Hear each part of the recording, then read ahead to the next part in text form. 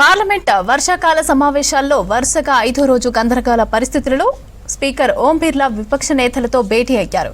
పార్లమెంట్లోని speaker కార్యాలయంలో జరిగిన భేటీలో విపక్షాల నిరసనలు, డిమాండ్లు చర్చించారు. ఇక అటు ఆపరేషన్ సింధూర్పై లోక్సభలో డిస్కస్ కోసం విపక్షాలు డిమాండ్ను కేంద్రం అంగీకరించింది. ఈ నెల 28న ఆపరేషన్ సింధూర్ పైన చర్చ జరగనుంది. లోక్సభలో విపక్షాల ఉపనేత గౌరవ్ గొగోయ్ సహా పలువురు మంత్రులు, కేంద్ర మంత్రులు పాల్గొన్నారు.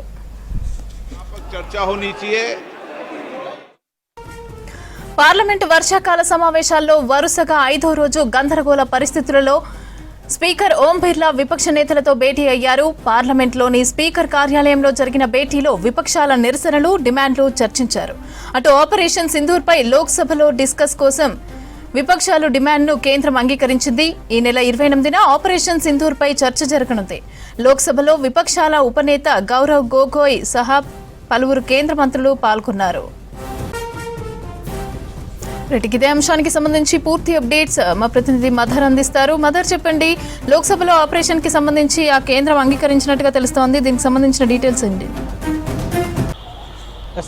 మమత, 5వ రోజు సమావేశాలు కూడా, పార్లమెంట్ సమావేశాలు కూడా వరుసగా వాయిదా పడుతూనే వస్తున్నాయి. ఈరోజు ఉదయం 11 గంటలకు కార్యకలాపాలు ప్రారంభమైన కొద్దిసేపటికే వాయిదా అనేది కూడా వేశారు. మధ్యాహ్నం 2 గంటలకి వాయిదా పడింది.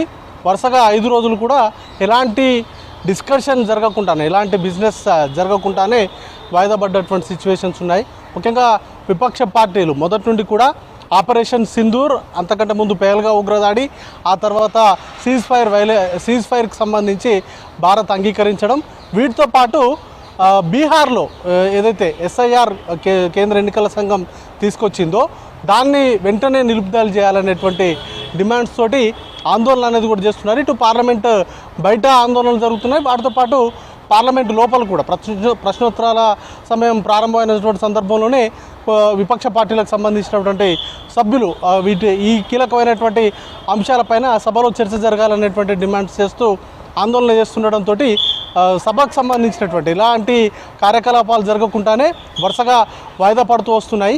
దాంతో ఈరోజు స్పీకర్ ఒక ఇనిషియేటివ్ అయితే తీసుకున్నారు. విపక్ష పార్టీలకు సంబంధించిన ఎంపీలతోటి భేటీ అయ్యారు. ముఖ్యంగా సభ కార్యకలాపాలు సజావుగా సాగేందుకు సహకరించాలంటూ కూడా ఇప్పుడు జరిగినటువంటి ఎంటైర్ వ్యవహారం పైన చర్చించేందుకు కేంద్ర ప్రభుత్వం బీఎస్సీలోనే ఒక నిర్ణయం తీసుకున్నారు.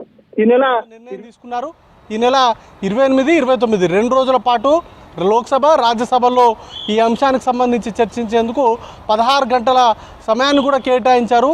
ఇటు ప్రధాని రాజ్నాథ్ సింగ్, వారితో పాటు అమిత్ షా, వీరందరూ కూడా మాట్లాడతారు. వారితో పాటు మిగతా పార్టీలకు సంబంధించినటువంటి అన్ని పార్టీలకు సంబంధించి సంఖ్యాబలం ఆధారంగా టైం అనేది కూడా షెడ్యూల్ చేస్తారు. దాన్ని బట్టి పార్టీలకు సంబంధించిన నాయకులందరూ కూడా మాట్లాడతారని ముందుగానే ఒక నిర్ణయం తీసుకున్నారు. అయినప్పటికీ కూడా రోజువారీ ఆందోళనలు జరుగుతూనే ఉన్నాయి.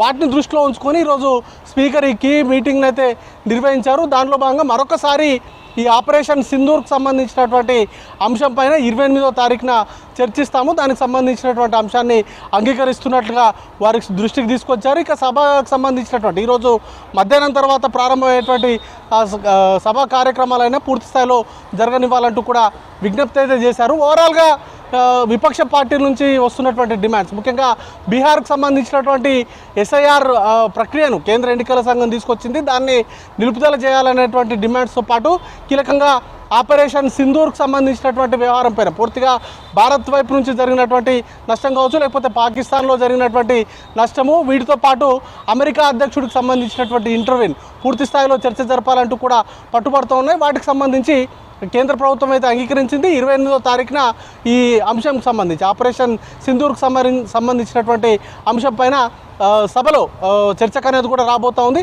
మొత్తంగా విపక్షాలు డిమాండ్ చేస్తున్నాయి, ప్రధాని స్వయంగా ప్రకటన చేయాలి, దేశ ప్రజలందరికీ ఆపరేషన్ సింధూర్లో ఏం జరిగిందనేది ప్రజలకు అఫీషియల్గా అనౌన్స్ చేయాలనేటువంటి డిమాండ్స్ కూడా ఉన్నాయి. వాటికి సంబంధించి ఈ నెల 28వ తారీఖున ఒక చర్చ అయితే జరగబోతూ ఉంది. 2 రోజుల పాటు, అంటే 28, 29 2 రోజుల పాటు కూడా సుమారు 16 గంటల పాటు చర్చించబోతున్నారు. ఆ సందర్భంలోనే విపక్షాల నుంచి లేవనెత్తేటువంటి ప్రశ్నలన్నిటికీ కూడా ప్రభుత్వం నుంచి ఎట్లాంటి సమాధానం రాబోతుంది, ఎట్లాంటి ఆన్సర్స్ చేయబోతున్నారు అనే దానిపైన సర్వత్రా ఆసక్తి అనేది కూడా ఉంది.